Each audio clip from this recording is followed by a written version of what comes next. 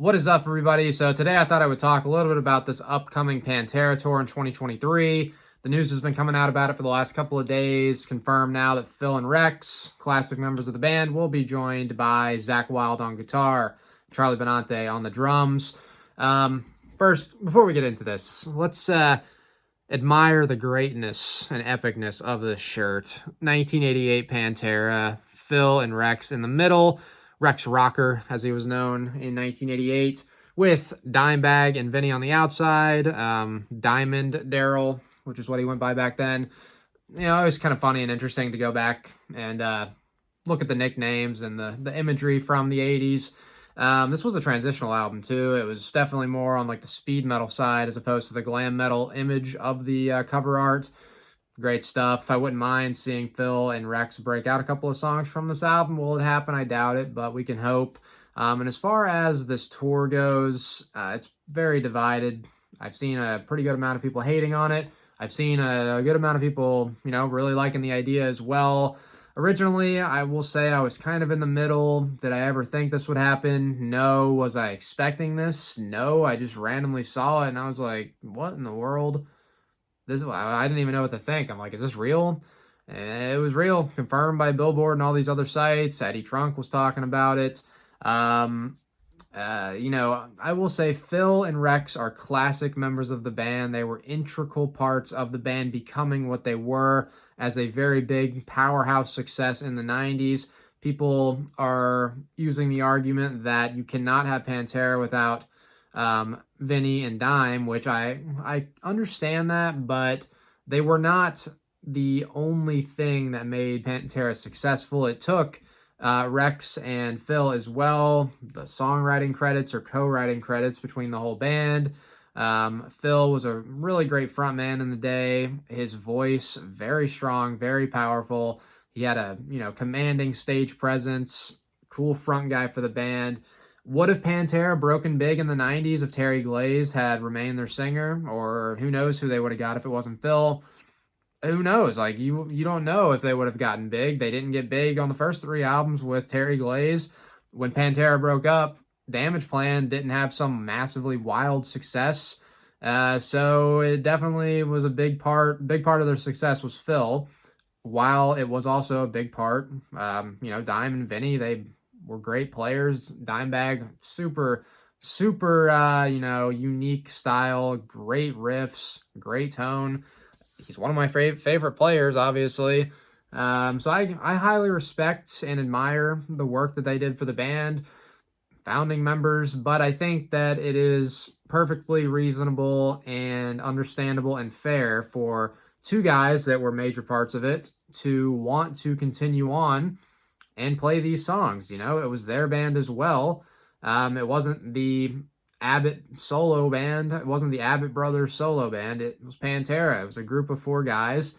There are many bands that are from the classic era, 80s, 90s, that are touring right now that are missing many key members. So if you're going to completely slander this, while it is more complex due to the opinions of Vinnie Paul, him not wanting a Pantera reunion without Dimebag, both of them passing away, it's more of a complex issue. But if you have such a problem with bands touring without their classic guys, you can go ahead and stop supporting Judas Priest, stop supporting Queensryche, Alice in Chains, Overkill, Dokken, Death Angel, the list goes on and on. All these bands are still going today, and they get a lot of support.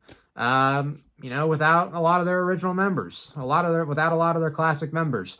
So if all those bands can do it, I definitely think that it is perfectly fine for Pantera to want to do it. It's a money grab that's been thrown around. I've looked up the net worths of both of these guys, Phil and Rex.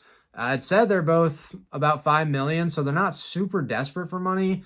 That's a pretty good amount. I'd be pretty freaking happy with that amount of money. And both of them, I'm sure, make plenty of money on their side things. Rex just had his bass come out. Phil has several bands and he does stuff.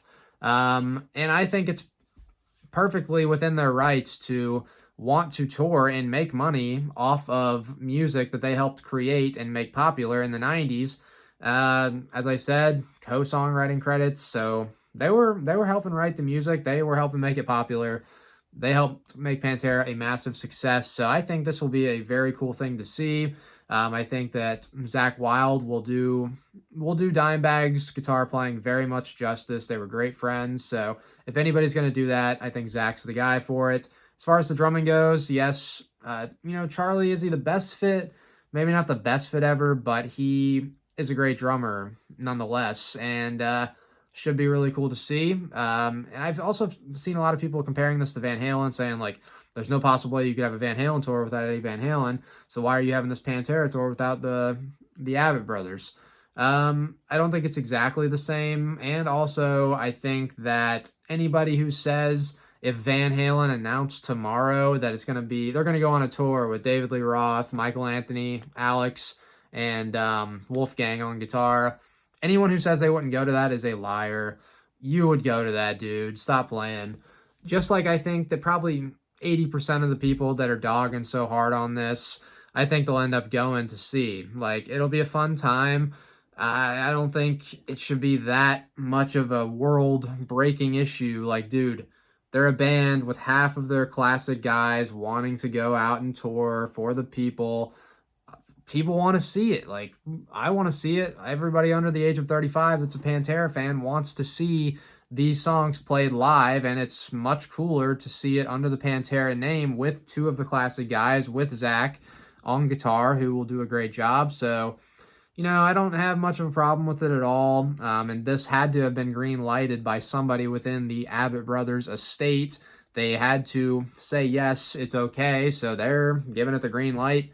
And I'm sure also it's going to be a great tour package. So why would you not want to go see like 2 or 3 great bands along with this Pantera lineup in a big arena, have a good time, see it. And yeah, if you don't want to go, don't go. Like, congrats. Stay home while the rest of us go listen to some Pantera songs, many of us for the first time, and I'm very much looking forward to it. So, yeah, that's pretty much my thoughts on it. I'll be there. I'm sure a lot of other people will be there as well. I guess y'all can let me know in the comments what you think about it. And until next time, thanks for watching.